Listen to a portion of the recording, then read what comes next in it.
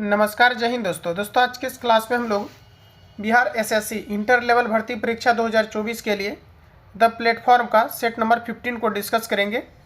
Friends, मैं आपको बता दूं कि ऑलरेडी आपको क्लास जो है आपका 14 तक अपलोड कर दिया गया है। जो नए कैंडिडेट हैं प्लेलिस्ट जाकर के आप लोग सारे क्लास को सिस्टमेटिक तरीका से लगाएंगे। तो आइए साथियों, सेशन को हम लोग कंटिन्यू करते हैं और आप सभी लोगों को सेशन एंड होने के बाद 75 आपका इसके पेपर में आप कितना एक्यूरेसी को मेंटेन कर पाएँ, ये आप सभी लोगों को कमेंट करके बताना है। तो आइए साथियों, हम लोग बिना देरी किए हुए सेशन को कंटिन्यू करते हैं। तो दोस्तों, आज का पहला क्वेश्चन हमारा 1 नंबर में कहा जा रहा है कि भारतीय राष्ट्रीय आंदोलन से संबंधित निम्नलिखित घटनाओं को पढ़ें। तो और इसे जो है आपको काल कर्मानुसार आपको व्यवस्थित करना है, कौन सी घटनाएं आपके पहले हुई है, कौन सी घटनाएं आपके बाद में हुई है। तो जैसा कि साथियों अगर देखा जाए तो भारतीय राष्ट्रीय कांग्रेस का कराची अधिवेशन 1931 आपको दिया गया है। एग्जैक्ट अगर हम बात करेंगे तो ये हमारा जो है 5 मार्च को हुआ है। ध्यान रखेंगे 5 मार्च 1931 को हुआ था। अच्छा, गुरु की फांसी, साथियों राजगुरु को जो फांसी दिया गया था ये आपका कब दिया गया था? तो राजगुरु की फांसी की अगर हम बात कर ले तो 23 मार्च 1931 को दिया गया था। ध्यान रखेंगे 23 मार्च 1931 को जो है राजगुरु को फांसी दिया गया था। गांधी इरविन समझौता की अगर फ्रेंड्स बात किया जाए तो गांधी इरविन समझौता 5 मार्च 1931 को हुआ था। ध्यान रखेंगे, सॉरी साथियों, ये आपका जो है 23 मार्च को हुआ था। ध्यान रखेंगे, तो हमारा यहाँ पर 23 मार्च हो जाएगा। और इस प्रकार से अगर देखा जाए तो सबसे पहले आपका क्या आएगा, ये हमें पूछा जा रहा है। तो सबसे पहले हमारा आ जाएगा 3, जो कि आपके पूछा जा रहा है कि जो है आपका घटनाओं का सही काल कर्मानुसार नीचे दिए गए कूट से पता करें। ठीक है, तो जैसा कि आप देख पाएंगे कि पहले हमारा 5 मार्च है, फिर हमारा जो है 23 है और फिर हमारा जो है 29 मार्च, यानी कि हमारा पहला नंबर पर ए आएगा, फिर हमारा बी आएगा, फिर हमारा सी आएगा। इस प्रकार से अगर देखें तो ऑप्शन हमारे यहाँ पर बी करेक्ट हो जाएगा। अगला क्वेश्चन की अगर हम बात करें तो दिया गया है कि सामुदायिक विकास कार्यक्रम में विकास के कितने प्रकार के तत्वों को शामिल किया गया। सामुदायिक विकास कार्यक्रम में विकास के कितने प्रकार के तत्वों को शामिल किया गया, ये आपको हमारा बताना है। तो हमारा राइट आंसर हो जाएगा टोटल 5 प्रकार के जो है शामिल किया गया है। जैसे कि अगर देखा जाए तो भौतिक हो गया, वृत्तीय आपका हो गया, मानवीय हो गया, सामाजिक हो गया, इसके अलावा आपके पर्यावरणीय हो गया। तो इस प्रकार से अगर देखा जाए तो 5 जो है तत्वों को शामिल किया गया है। अगला क्वेश्चन की बात करें तो दिया गया है कि ग्राम सभा एक गांव के सभी लोगों की आम सभा है जिन्होंने डैश वर्ष की आयु प्राप्त कर ली है। तो साथियों हमारा राइट आंसर हो जाएगा 18 वर्ष, ऑप्शन बी करेक्ट हो जाएगा। अगला क्वेश्चन हमारा नेक्स्ट में दिया गया है कि भारत के संविधान के किस भाग में पंचायतों के लिए प्रावधान किया गया है। पंचायतों के लिए प्रावधान ये जो साथियों किया गया है भाग हमारा 4 के अंदर, भाग हमारा 9 के अंतर्गत किया गया है। और ध्यान रखेंगे कि जो पंचायत हमारा ये जो हमारा व्यवस्था है ये हमारा जो है राज्य सूची का व्यवस्था है। ध्यान रखेंगे राज्य सूची का विषय है, तो ऑप्शन हमारा ए करेक्ट हो जाएगा। पंचायती राज व्यवस्था साथियों याद रखेंगे त्रिस्तरीय है। आपके ग्राम सभा है, पंचायत समिति है, साथ ही आपका जिला परिषद है, तो त्रिस्तरीय है। और हमारे पंचायती राज व्यवस्था के तहत जो त्रिस्तरीय ढांचा जो बनाया गया है ये हमारा 73वां संविधान संशोधन के तहत 1992 में आपको जो है बनाया गया है। तो इतने पॉइंट को नोट डाउन करेंगे। अगला क्वेश्चन हमारा नेक्स्ट में दिया गया है कि निम्न में से कौन भारत का पहला राज्य है जिसने पंचायत चुनाव में भाग लेने के लिए न्यूनतम योग्यता का निर्धारण किया है। तो फ्रेंड्स हमारा राइट आंसर हो जाएगा राजस्थान, ऑप्शन बी करेक्ट हो जाएगा। साथियों रावत भाटा परमाणु संयंत्र की अगर हम बात करें तो ये हमारे राजस्थान के अंतर्गत स्थित है। जो बिहार पुलिस कांस्टेबल के एग्जाम में आपको पूछा भी गया था, रावत भाटा परमाणु संयंत्र ये कहाँ पर है, तो यह राजस्थान में है। इसके अलावा अगर हम बात करें कि खेतड़ी, ध्यान रखेंगे आप लोग जो हमारा खेतड़ी है, खेतड़ी कहाँ पर है साथियों, जो कि तांबा उद्योग के लिए प्रसिद्ध है। तो ये भी हमारा जो है राजस्थान के अंतर्गत जो है। थार मरुस्थल भी राजस्थान के अंतर्गत है। पिंक सिटी या फिर हम लोग बात कर ले कि हवा महल, ये सभी चीज़ें राजस्थान के अंतर्गत है। अगला क्वेश्चन हमारा नेक्स्ट में दिया गया है, बोला जा रहा है कि सल्तनत काल में किस भाषा को राजभाषा का दर्जा दिया गया था। अच्छा, सल्तनत काल में किस भाषा को राजभाषा का दर्जा दिया गया था, तो हमारा राइट आंसर यहाँ पर हो जाएगा फारसी भाषा को दिया गया था। अगला क्वेश्चन है कि ईरानी पद्धति सिजदा की शुरुआत की, ईरानी पद्धति सिजदा की शुरुआत की, तो ये फ्रेंड्स बलबन ने किया था, ऑप्शन ए करेक्ट हो जाएगा। प्रश्न को रिपीट करेंगे, ईरानी पद्धति सिजदा की शुरुआत की थी तो बलबन ने किया था। अगला क्वेश्चन हमारा नेक्स्ट में दिया गया है कि भारतीय राष्ट्रीय कांग्रेस के किस अधिवेशन की अध्यक्षता सुभाष चंद्र बोस ने की थी। इंपॉर्टेंट क्वेश्चन है, याद रखेंगे आप लोग। भारतीय राष्ट्रीय कांग्रेस के किस अधिवेशन की अध्यक्षता सुभाष चंद्र बोस ने किया था, ये आपको पूछा जा रहा है। तो साथियों हमारा राइट आंसर हो जाएगा हरिपुरा अधिवेशन की जो अध्यक्षता है ये सुभाष चंद्र बोस के द्वारा किया गया था। हरिपुरा अधिवेशन की अगर साथियों बात करें कि इसका अधिवेशन कब हुआ था तो 1938 में फ्रेंड्स हुआ था, याद रखेंगे आप लोग। आगे बढ़ जाते हैं। और भारतीय राष्ट्रीय कांग्रेस का जो गठन हुआ था ये आपके 1885 में भारतीय राष्ट्रीय कांग्रेस का गठन हुआ था। और भारतीय राष्ट्रीय कांग्रेस का जो पहला अधिवेशन हुआ था ये मुंबई में आपके हुए थे। तो इतने पॉइंट को याद रखेंगे। नेक्स्ट क्वेश्चन हमारा दिया गया है कि जब चंद्रमा पृथ्वी के सबसे नज़दीक होता है तो ऐसी स्थिति कहलाती है, ऐसी स्थिति कहलाती है उपभू कहलाती है। ऑप्शन डी हमारा राइट हो जाएगा। अगला क्वेश्चन की बात कर लेते हैं। तो निम्नलिखित में से कौन सा बोला जा रहा है कि बिम्स्टेक का सदस्य है, बिम्स्टेक का कौन सा सदस्य है ये आपको पूछा जा रहा है। तो हमारा राइट आंसर यहाँ पर हो जाएगा श्रीलंका। अगला है कि 2002 में पद्मश्री और 2013 में पद्म विभूषण से सम्मानित शास्त्रीय नृत्य गान बोला जा रहा है कि सरोजा बैद्यनाथ की शास्त्रीय नृत्य से संबंधित थी, जिनका हाल ही में 21 सितंबर 2023 को दिल्ली में निधन हो गया है। तो फ्रेंड्स यहाँ पर हमारा राइट आंसर हो जाएगा भारतनाट्यम। और साथियों अगर हम बात करें कि भारतनाट्यम कहाँ का शास्त्रीय नृत्य है तो तमिलनाडु का है। ऑप्शन ए करेक्ट हो जाएगा। अगला क्वेश्चन दिया गया है कि विश्व बैंक और अंतर्राष्ट्रीय मुद्रा कोष की स्थापना जो है का निर्णय किस वर्ष ली गई थी। अंतर्राष्ट्रीय मुद्रा कोष की स्थापना किस वर्ष लिया गया था, बताइए आप लोग राइट आंसर क्या होगा। तो ये 1944 में लिया गया था। ऑप्शन की अगर हम बात करें तो ऑप्शन हमारा डी में यहाँ पर आपको दिया गया है। आगे बढ़ते हैं। अगला क्वेश्चन है साथियों नेक्स्ट हमारा दिया गया है अक्षांश का तात्पर्य है। अक्षांश का क्या तात्पर्य है। तो अक्षांश का हमारा तात्पर्य हो जाएगा कि ग्लोब पर विषुवत रेखा के समांतर उत्तरी एवं दक्षिणी गोलार्ध में खींची गई रेखा को हम लोग कहते हैं अक्षांश। रिपीट कर लेना, अक्षांश का क्या तात्पर्य है। तो ग्लोब पर विषुवत रेखा के समांतर उत्तरी एवं दक्षिणी गोलार्ध में खींची गई रेखा को हम लोग कहते हैं अक्षांश। अगला क्वेश्चन है साथियों नेक्स्ट दिया गया है कि पृथ्वी अपनी धुरी पर घूमती है। पृथ्वी जो है एंटी क्लॉकवाइज घूमती है और यहाँ पर हमारा राइट आंसर हो जाएगा पश्चिम से पूर्व की ओर घूमती है। साथियों पृथ्वी अपनी धुरी पर घूमती है ये किनके द्वारा प्रतिपादित किया गया था तो कॉपरनिकस के द्वारा, ध्यान रखेंगे। अगला क्वेश्चन है कि कार्ल मार्क्स किस देश का निवासी था। इंपॉर्टेंट क्वेश्चन है, कार्ल मार्क्स किस देश का निवासी था।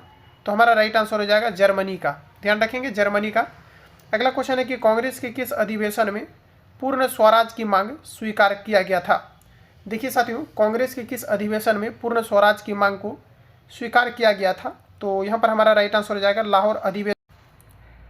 अगला क्वेश्चन हमारा नेक्स्ट में दिया गया है कांग्रेस के किस अधिवेशन में पूर्ण स्वराज की मांग को स्वीकार किया गया था।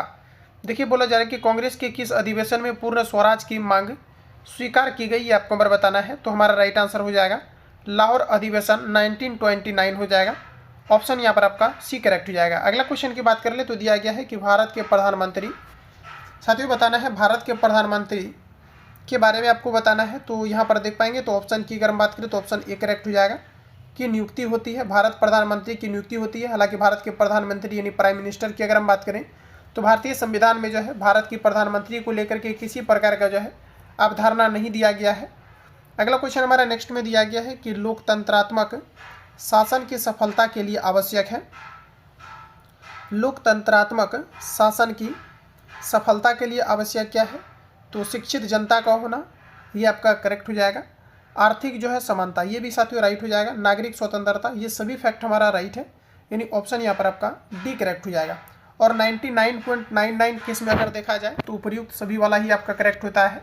अगर आपको नहीं आता है तो रेयर केस में आप जो है ऑप्शन डी को हिट कर सकते हो। अगला क्वेश्चन दिया गया है कि सोशल कॉन्ट्रैक्ट किसके द्वारा लिखा गया था। सोशल कॉन्ट्रैक्ट किनके द्वारा लिखा गया था। तो फ्रेंड्स याद रखेंगे सोशल कॉन्ट्रैक्ट जो है ये रूसो के द्वारा लिखा गया था। ऑप्शन सी करेक्ट हो जाएगा। सोशल कॉन्ट्रैक्ट किनके द्वारा लिखा गया था तो रूसो के द्वारा लिखा गया था। यहाँ से क्वेश्चन आपका पूछा जाता है कि जो ओडिसी और जो है आपका इलियड है ये किनके द्वारा लिखा गया है। तो ये साथियों आप याद रखेंगे कि होमर के द्वारा जो है लिखा गया है, तो इससे रिलेटेड है तो आप लोग याद रखेंगे। नेक्स्ट क्वेश्चन की अगर हम बात करें तो दिया गया है कि भारत के मानक समय का याम्योत्तर नहीं गुजरता है। भारत की मानक समय का योम्योत्तर नहीं गुजरता है तो महाराष्ट्र से। निम्नलिखित में से किस स्थान पर सबसे कम वार्षिक वर्षा होती है। साथियों आप सभी लोगों को अटेम्प्ट लेना है, कॉपी और आपको जो है पेन ले करके आपको बैठना है, पेन पेपर ले करके बैठना है और कितना आप एक्यूरेसी मेंटेन कर पा रहे हो 75 क्वेश्चन में से आप सभी लोगों को बताना है। अगर रिसेंटली अगर एग्जाम अगर कंडक्ट होता है तो आप सभी लोग देख पाएंगे कि कितना आप एक्यूरेसी जो है मेंटेन आप कर पा रहे हैं। और ये जो आपका दिया गया है प्लेटफॉर्म का आपका टेस्ट सीरीज वाला बुक आपका है, तो आप सभी लोग टेस्ट के तौर पर लगाएंगे। तो साथियों दिया गया है कि भारत के मानक समय का याम्योत्तर नहीं गुजरता है, तो यहाँ पर हमारा महाराष्ट्र था। निम्नलिखित में से किस स्थान पर सबसे कम वार्षिक वर्षा होती है, ये आपको बार बताना है। सबसे कम वार्षिक वर्षा की बात करें तो ले हमारा राइट आंसर हो जाएगा। और वही साथियों अगर हम बात करें कि जो है सबसे कम वर्षा बिहार के अंतर्गत अगर हम बात करें कि बिहार में कहाँ पर सबसे कम वर्षा होती है, तो हमारा राइट आंसर हो जाएगा गया जिला में जो है सबसे कम वर्षा होती है। और यहाँ पर याद रखेंगे ऑप्शन हमारे यहाँ पर डी करेक्ट हो जाएगा। अगला क्वेश्चन देखिए दिया गया है कि प्राचीन वैशाली नगर को वर्तमान में किस नाम से पुकारते हैं। तो देखेंगे तो यहाँ पर हमारा राइट आंसर हो जाएगा हाजीपुर। अगला क्वेश्चन है कि पटना स्थित सदाकत आश्रम की स्थापना किसने की। देखिए साथियों सदाकत आश्रम की जो स्थापना किया गया है ये जो है आपका मजहरुल हक के द्वारा किया गया है। ऑप्शन ए करेक्ट हो जाएगा, ध्यान रखेंगे। अगला क्वेश्चन हमारा नेक्स्ट देखिए दिया गया है कि बिहार में विद्युत ऊर्जा का मुख्य स्रोत क्या है। ऑप्शन आपके सामने दिया गया है। तो देखिए कहा जा रहा है कि बिहार में विद्युत ऊर्जा का मुख्य स्रोत क्या है, तो देखेंगे तो हमारा राइट आंसर हो जाएगा ताप विद्युत। और फ्रेंड्स अगर देखा जाए तो पूरा ऑल ओवर अगर हम भारत की बात करें कि भारत में सबसे ज़्यादा जो ऊर्जा की प्राप्ति होती है विद्युत का, ये किससे होता है, तो ये हमें ताप ऊर्जा से ही होता है। और पवन ऊर्जा के लिए अगर हम बात करेंगे तो हमारा जो तमिलनाडु राज्य है ये पवन ऊर्जा के लिए जो है सबसे अग्रणी है। ऑप्शन साथ यहाँ पर आपका ये करेक्ट हो जाएगा। अगला क्वेश्चन हमारा नेक्स्ट देखिए दिया गया है, कहा जा रहा है कि 17 फरवरी 2023 को किसकी अध्यक्षता में गृह मंत्रालय ने सोशल मीडिया एवं अन्य इंटरनेट आधारित प्लेटफॉर्म के खिलाफ उपयोगकर्ताओं के शिकायतों के समाधान के लिए पहली शिकायत अपीलीय समितियों का गठन किया है। तो रिसेंटली अगर देखेंगे तो हमारा राइट आंसर हो जाएगा राजेश कुमार। मृदा संरक्षण वह प्रक्रम है जिसमें मृदा संरक्षण वह प्रक्रम है जिसमें तो हमारा राइट आंसर हो जाएगा कि मृदा को नुकसान से सुरक्षित किया जाता है। ऑप्शन ए करेक्ट हो जाएगा। अगला क्वेश्चन है बोला जा रहा है कि टेरा रोसा का प्रारूपिक विकास उस भूभाग में होता है जिसमें। चाहे ये क्वेश्चन आपका जो है रिपीटेड है आपका बीएसएससी के एग्जाम में, याद रखेंगे। टेरा रोसा आपका इंपॉर्टेंट है। टोरा रोसा का प्राकृतिक बोला जा रहा है प्रश्न में हमारा कि टोरा रोसा का प्रारूपिक विकास उस भूभाग में होता है जिसमें चूना पत्थर होता है। चूना पत्थर का सूत्र क्या होता है, तो CaCO3 होता है, कैल्शियम कार्बोनेट। ऑप्शन ए हमारा यहाँ पर राइट हो जाएगा। अगला में दिया गया है कि अवसादी सेलों के लिए निम्नलिखित में से कौन सा कथन सत्य है। अवसादी सेलों के लिए कौन सा कथन सत्य है, तो ये सेलें जो है स्तरों में निक्षेपित होती है। ऑप्शन सी करेक्ट हो जाएगा। फास्ट फूड प्रायः वसा और डैश से भरपूर होते हैं। फास्ट फूड प्रायः वसा और डैश से भरपूर होते हैं। फास्ट फूड साथियों वसा और अपूरित कैलोरी से जो है आपका भरपूर होता है। सबसे अधिक एनर्जी की अगर हम बात करेंगे तो ये वसा से जो है सबसे अधिक एनर्जी की प्राप्ति होती है। 1 ग्राम वसा में अगर हम बात करेंगे तो 9.1 किलो कैलोरी जो है हमें ऊर्जा की प्राप्ति होती है। और शीघ्रता से अगर एनर्जी हमें चाहिए तब हमें जो है कार्बोहाइड्रेट लेने पड़ते हैं। अगला क्वेश्चन हमारा दिया गया है कि भारत की मुख्य भूमि का तट रेखा है। भारत की मुख्य भूमि का तट रेखा है, तो राइट आंसर हमारा हो जाएगा लगभग 6100 किलोमीटर लंबी। नकदी फसल निम्न में से सम्मिलित नहीं है। नकदी फसल कौन सा नहीं है, तो हमारा हो जाएगा गेहूं। बाकी जूट है आपका, कपास है या फिर गन्ना है। इन सभी से डायरेक्टली अगर देखा जाए तो इन्हें हम डायरेक्टली सेल कर सकते हैं, या फिर डायरेक्टली अगर देखा जाए इन्हें हम जो है जूट की बात करें या फिर कपास की बात करें या फिर गन्ना, डायरेक्ट इन्हें उपयोग में लाया जाता है। गेहूँ आप डायरेक्टली जो है नहीं ला सकते हो, इसके लिए कई सारे प्रोसेस से हमें गुजरना पड़ता है। अगला क्वेश्चन दिया गया है कि फिनलैंड की संसद कहलाती है। देखिए आउट ऑफ कंट्री से यही सब क्वेश्चन आपके आएंगे, चूँकि जो है क्लियर वे में आपको जो है सिलेबस में आपको जो है क्लियर कर दिया है आउट ऑफ कंट्री और पड़ोसी देश से रिलेटेड क्वेश्चन आना है। तो आउट ऑफ कंट्री वाला आप लोग जो है सेट पैटर्न पर जो भी आपको दिया गया है अच्छे तरीक़ा से लगाएंगे। जैसे इसका एग्जाम डेट आपका रिलीज होता है तो मैं आपको जो है इन सभी को आपको कलेक्ट करके एक जगह प्रोवाइड करूँगा। जो आपके प्रीवियस पेपर में पूछा हुआ क्वेश्चन है क्योंकि आप जनरली देखेंगे तो जो प्रीवियस पेपर में हमारा क्वेश्चन पूछा गया है उसी को जो है रिपीट कर देता है, जो हमारा आउट ऑफ कंट्री से क्वेश्चन आपका है। तो इसको मैं आपको अलग से आपको कलेक्ट करके प्रोवाइड करूंगा। बाकी सेट पैटर्न पर जो दिया गया है इसको इग्नोर नहीं करना, रट लेना आप लोग। तो दिया गया है कि फिनलैंड की संसद कहलाती है। साथियों फिनलैंड की संसद की बात करें तो इसे हम लोग संसद ही कहते हैं। अगला है कि भारत का प्रथम उर्वरक संयंत्र कहाँ लगा था। भारत का प्रथम उर्वरक संयंत्र ये कहाँ पर लगा था, तो यहाँ पर हमारा राइट आंसर हो जाएगा सिंदरी में लगा था। और कारखाना ये जो है आपका सर्वप्रथम अगर देखा जाए साथियों तो इसकी जो स्थापना हुआ था 19 आपका जो है 51 में हुआ था। अगला क्वेश्चन हमारा नेक्स्ट में दिया गया है कि साफ रातें बादलों वाली रातों की अपेक्षा अधिक ठंडी होती है। रीज़न देना है आपको, तो ये आपका राइट आंसर हो जाएगा विकिरण के कारण से, क्योंकि जो विकिरण होते हैं ये साफ तौर पर पहुंच पाते हैं। निम्नलिखित में से किस युग्म का मिलान सही है ये आपको नंबर बताना है। तो देखिए साथियों यहाँ पर हमारा हो जाएगा कि भूमध्य रेखीय क्षेत्र दिया गया पर आपका कि गरज के साथ वर्षा मध्यमाह में, ऑप्शन हमारा यहाँ पर बी करेक्ट हो जाएगा, जो कि आपका करेक्ट स्टेटमेंट दिया गया है। अगला क्वेश्चन है कि भारतीय संविधान को अपनाया गया था। तो देखिए साथियों भारतीय संविधान को जो है संवैधानिक सभा के द्वारा जो है अपनाया गया था, ऑप्शन यहाँ पर हमारा ये करेक्ट हो जाएगा। आगे बढ़ते हैं। अगला क्वेश्चन हमारा नेक्स्ट में दिया गया है, कहा जा रहा है यहाँ पर आपका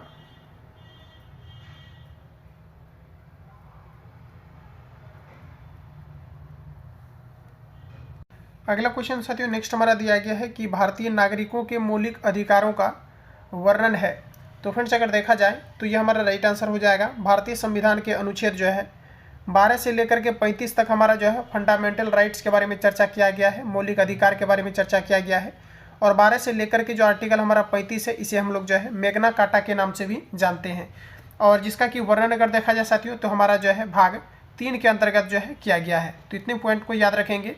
टोटल जो हमारा 6 जो मौलिक अधिकार है जिसका कि वर्णन देखा जाए तो आर्टिकल हमारा 19 के अंतर्गत आपका किया गया है, जिसमें कि प्रेस की स्वतंत्रता या घूमने फिरने का अधिकार, शिक्षा का अधिकार, ये सभी हमारा जो है फंडामेंटल राइट्स के बारे में जो हमारा मौलिक अधिकार है आर्टिकल हमारा 19 के अंतर्गत आपका वर्णन किया गया है। अगला क्वेश्चन है फ्रेंड्स नेक्स्ट में दिया गया है कि न्यायिक बोला जा रहा है कि पुनर्वालोकन यानी कि पुनर्वालोकन का अर्थ है कि यह सर्वोच्च न्यायालय अच्छा न्यायिक पूर्वालोकन का अर्थ क्या है ये आपको नंबर बताना है। तो हमारा हो जाएगा अपने निर्णय की समालोचना कर सकता है, ऑप्शन यहाँ पर हमारा सी करेक्ट हो जाएगा।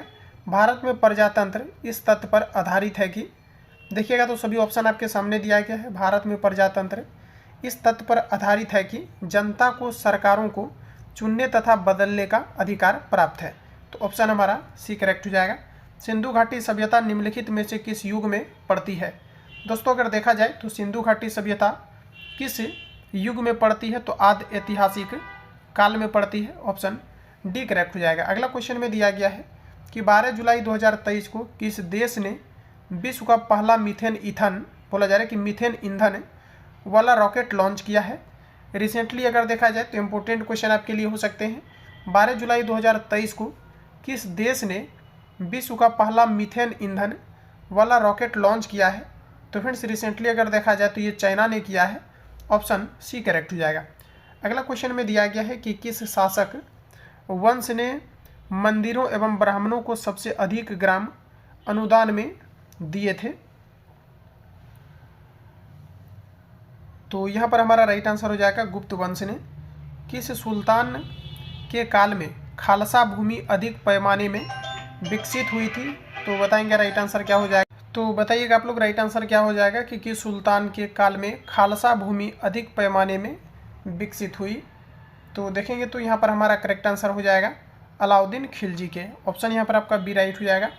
अगला क्वेश्चन है साथियों दिया गया है कि सल्तनत काल के सिक्के टका बोला जा रहा है कि ससगनी एवं जीतल बोला जा रहा है कि जीतल किन किन धातुओं के बने थे। तो साथियों देखा जाए तो ये हमारा हो जाएगा चांदी और आपका जो है तांबा से मिलकर के आपका बना था, ऑप्शन ए करेक्ट हो जाएगा। कुछ क्वेश्चन आपको मिलेगा जो कि डायरेक्टली आप सभी लोगों को याद रखना है। पानीपत के युद्ध में बाबर की जीत का मुख्य कारण क्या था ये आपको नंबर बताना है। तो पानीपत के युद्ध में बाबर की जीत का मुख्य कारण क्या था। तो मुख्य कारण अगर देखा जा सकती हो तो आपका हो जाएगा तुगलकनामा पद्धति, ऑप्शन सी करेक्ट हो जाएगा।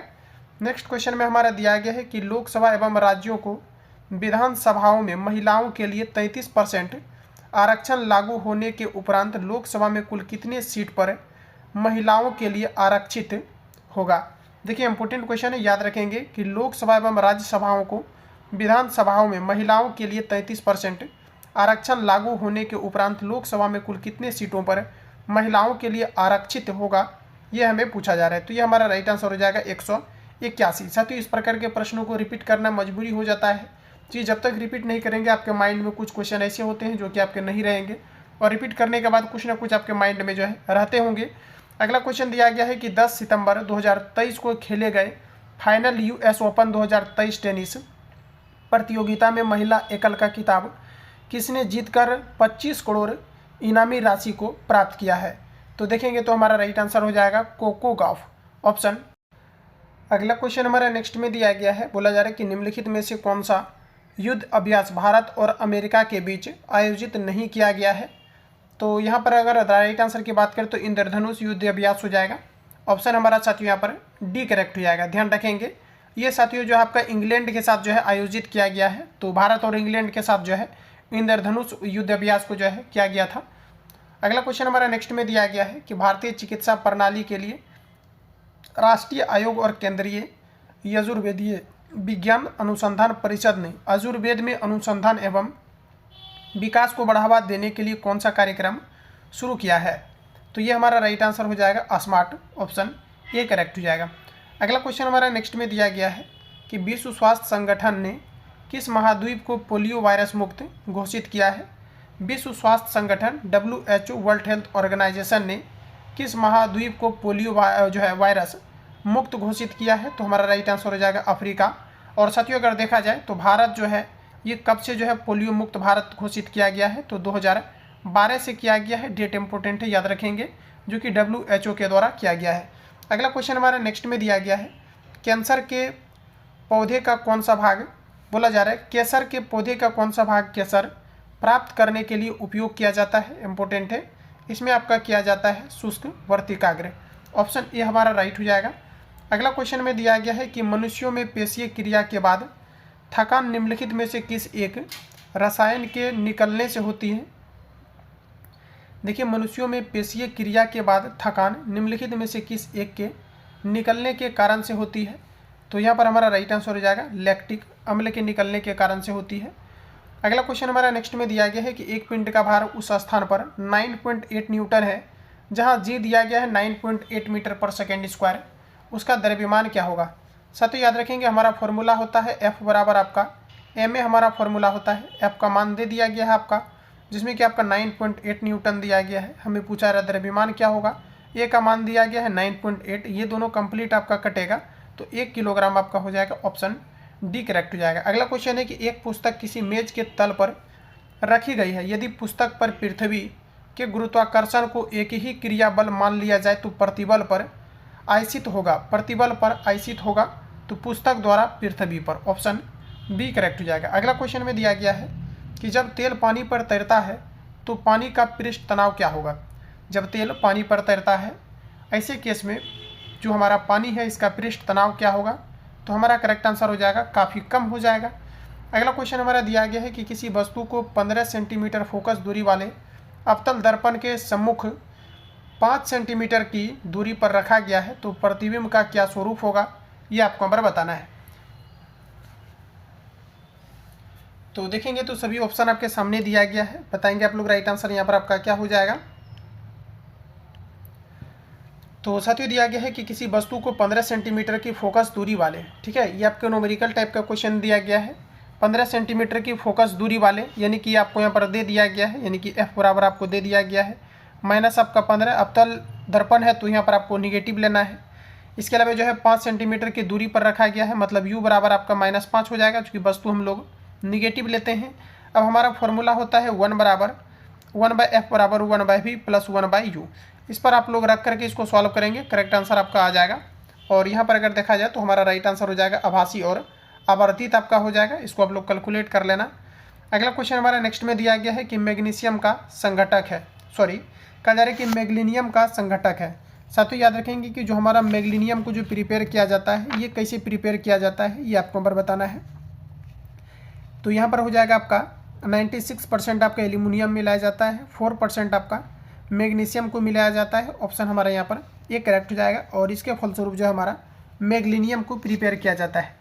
देखिए साथियों याद रखेंगे, मैग्नीशियम अगर हम बात करें किस किस धातु को मिलाया जाता है तो एल्यूमिनियम और मैग्नीशियम मिलाया जाता है। इन दोनों को आप लोग यहाँ से याद रखेंगे। अगले बढ़ते हैं। अगला क्वेश्चन हमारा नेक्स्ट में दिया गया है। प्रश्न हमारा कहा जा रहा है कि निम्नलिखित में से कौन सा एक मिश्रण नहीं है, ये आपको नंबर बताना है। देखिए कौन सा मिश्रण नहीं है, तो पारा देखिए जो है एक धातु है और जिसका कि सिंबल आपका Hg होता है और इसका परमाणु क्रमांक की अगर हम बात करें तो 80 होता है। पारा जो है क्विक सिल्वर के नाम से जो है पारा को ही जाना जाता है। पारा का प्रयोग थर्मामीटर में किया जाता है। इसके अलावा आपका HgS जो होता है ये पारा का सिंदूर होता है, जिसे हम लोग भकरा सिंदूर कहते हैं। तो ऑप्शन हमारे यहाँ पर बी करेक्ट हो जाएगा। कमरे के ताप पर कौन सा पूछा जाता है कि धातु है जो कि द्रव अवस्था में पाया जाता है, तो ये आपका हो जाएगा पारा यानी कि मरकरी। जबकि साथियों अधातु की अगर हम बात करें कि कौन सा अधातु है जो कि द्रव अवस्था में पाया जाता है, तो आपका हो जाएगा ब्रोमीन। इतने पॉइंट को यहाँ से आप लोग याद रखेंगे। अगला क्वेश्चन दिया गया है कि नीचे दिए गए चित्रों पर ध्यान दीजिए, तो दे दीजिए आप लोग ध्यान। अब देखिए आपको बताना है कि यह चित्र समसूत्री विभाजन बोला जा रहा है कि माइटोसिस बोला जा रहा है कि माइटोसिस की किस अवस्था को दर्शाते हैं। देखिए ये बताना है आपको कि समसूत्री विभाजन को ये जो है किस रूप में जो है आपका रिप्रेजेंट कर रही है। तो साथियों आपका राइट आंसर हो जाएगा एनाफेज। ऑप्शन बी करेक्ट हो जाएगा। अगला क्वेश्चन हमारा नेक्स्ट में दिया गया है कि वह पक्षी जिसके कुछ लक्षण सरीसृपों के समान थे। सरीसृप साथियों बताना है कि जो रेप्टाइल वाले हमारे वर्ग के जितने भी आपके जो है जीव जंतु होते हैं, तो यहाँ पर अगर देखा जाए तो आपका हो जाएगा जो है आपका आर्कियोप्लेटिरिक्स आपका हो जाएगा। ऑप्शन सी करेक्ट हो जाएगा। अगला क्वेश्चन में दिया गया है कि अल्फा बीटा गामा की भेदन क्षमता आरोही क्रम क्या है। भेदन क्षमता अगर साथियों देखा जाए तो सबसे अधिक जो होता है ये गामा का होता है, फिर हमारा बीटा का होता है, फिर अल्फा का होता है। ऑप्शन ए करेक्ट हो जाएगा। वही तरंग दैर्घ्य की अगर हम बात करें तो तरंग दैर्घ्य में हमारा जो है अल्फा का सबसे ज़्यादा तरंग दैर्घ्य होता है, जबकि वेदन क्षमता में अगर देखा जाए तो गामा की जो वेदन क्षमता होती है ये सबसे कम होती है। देखिए साथियों सबसे अगर हम बात करें, सबसे जो हमारा पूछा जा रहा है कि सबसे जो है आपका वेदन क्षमता अगर सबसे अगर हम बात करेंगे कि अधिक का, ठीक है, सबसे अगर हम बात करेंगे कि अधिक जो होता है वेदन क्षमता किसकी होती है, तो हमारा हो जाएगा अल्फा का। अल्फा का वेदन क्षमता सबसे अधिक होता है, जबकि तरंग दैर्घ्य सबसे कम होता है। तरंग दैर्घ्य सबसे अधिक किसका होता है, तो गामा का। अब यहाँ पर आपको अवरोही क्रम में सजाना है, तो यानी उल्टा क्रम में, तो ऑप्शन ए हमारा करेक्ट हो जाएगा। अगला क्वेश्चन हमारा नेक्स्ट में दिया गया है कि निम्नलिखित में से कौन सा कथन औसत्य है, ये आपको नंबर बताना है। औसत्य कौन सा दिया गया है, तो देखेंगे तो हमारा दिया गया है संवेग बराबर द्रव्यमान गुना त्वरण, जबकि संवेग यानी पी बराबर जो होता है हमारा फॉर्मूला एम भी होता है, यानी कि आपका मास इंटू आपका वेलोसिटी होता है। यहाँ पर आपको दिया गया है त्वरण। ऑप्शन सी करेक्ट हो जाएगा, जो कि गलत हो जाएगा।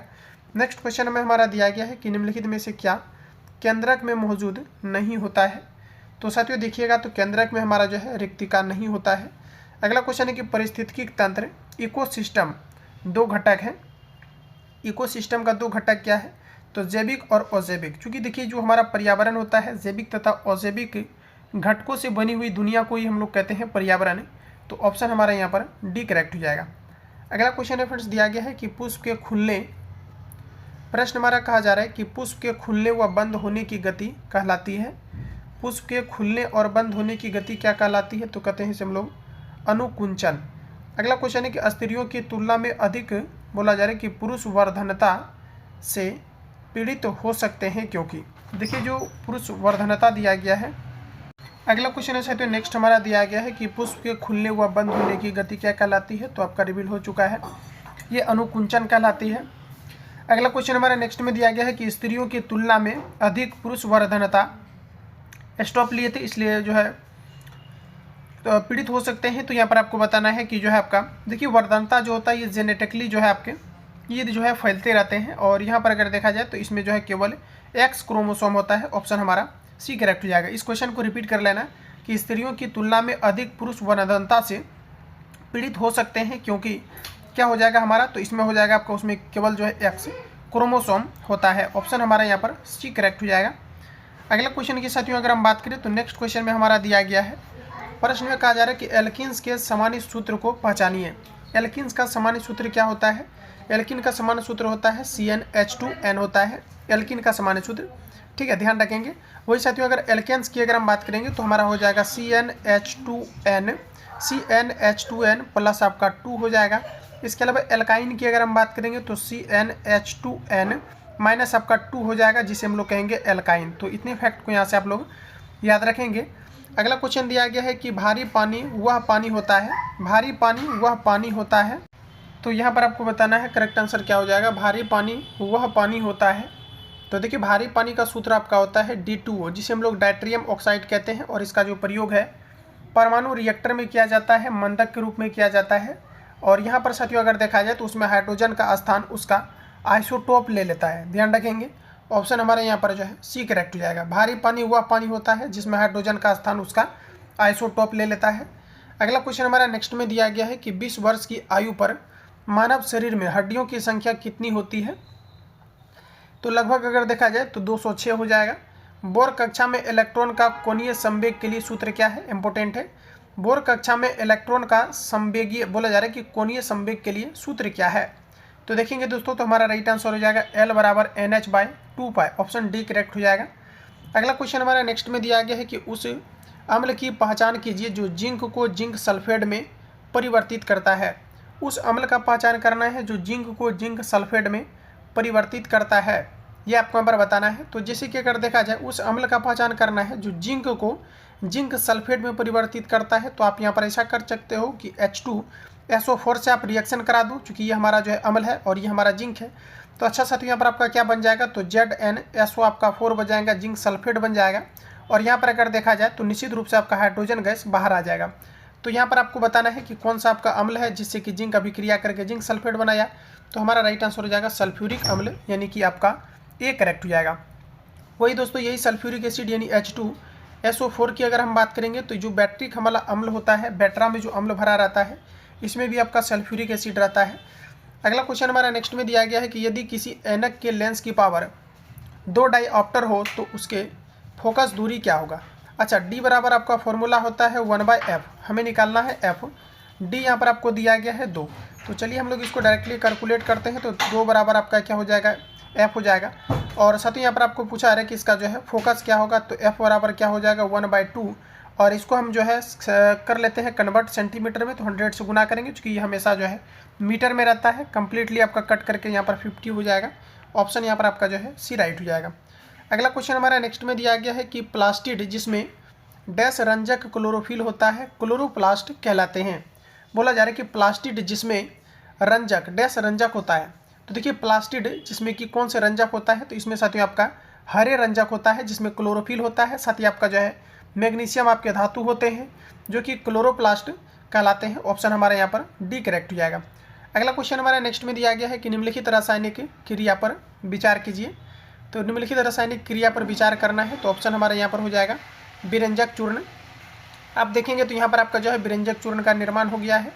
अगला क्वेश्चन हमारा नेक्स्ट में दिया गया है कि एंट्रोजन स्रावित होता है। एंट्रोजन साथियों स्रावित होता है। एंट्रोजन कहाँ से स्रावित होता है, तो एंट्रोजन की अगर हम बात कर ले तो सभी ऑप्शन आपके सामने दिया गया है। एंट्रोजन कहाँ से स्रावित होता है, तो ये हमारा यहाँ पर राइट आंसर हो जाएगा एंट्रोजन। ये हमारा हो जाएगा राइट आंसर अंडाशय से स्रावित होता है, यानी ऑप्शन हमारा यहाँ पर ये करेक्ट हो जाएगा। ध्यान रखेंगे एंट्रोजन कहाँ से स्रावित होता है, तो हमारे जो है अंडाशय से स्रावित होता है। ऑप्शन ए करेक्ट हो जाएगा। तो साथियों इन 75 क्वेश्चन यानी 75 क्वेश्चन में से कितना अपनी एक्यूरेसी को मेंटेन कर पाया, आप सभी लोगों को वीडियो के जो है नीचे आपको कमेंट करके बताना है कि कितना एक्यूरेसी आप मेंटेन कर पा रहे हैं। रिसेंटली अगर आपका एग्जाम कंडक्ट हो तो कितना एक्यूरेसी आप जो है मेंटेन कर पाते हैं। बाकी किसी प्रकार का डाउट या संशय हो तो आप मुझे कमेंट करके बताएंगे। मिलते हैं नेक्स्ट क्लास में, तब तक के लिए जय हिंद। जो लोग चैनल पर पहली बार विजिट किया है चैनल को सब्सक्राइब करके बेल आइकन को प्रेस कर लेना, क्योंकि जब भी क्लास अपलोड हो तो नोटिफिकेशन आपको टाइम टू टाइम मिलते रहे।